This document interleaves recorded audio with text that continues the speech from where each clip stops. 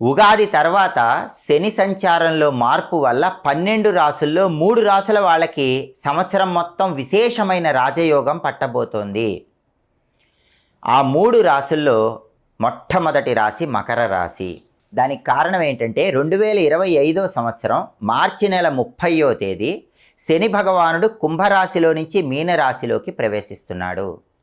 మకర రాశి నుంచి లెక్కబెట్టినప్పుడు మకరం, కుంభం, మీనం.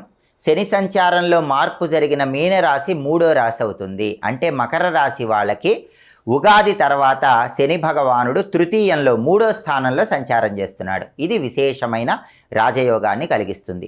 3వ స్థానంలో శని చాలా బలంగా ఉంటాడు. తృతీయంలో శని ఉన్నప్పుడు కష్టానికి తగిన ప్రతిఫలం ఖచ్చితంగా లభిస్తుంది. సోదరులతో ఉన్న గొడవలన్నీ తొలగిపోతాయి. ప్రాపర్టీస్ పరంగా విశేషమైన లాభం చేకూరుతుంది. అనుకున్న పనులు అనుకున్నట్లు మకర రాశి వాళ్ళు దిగ్విజయంగా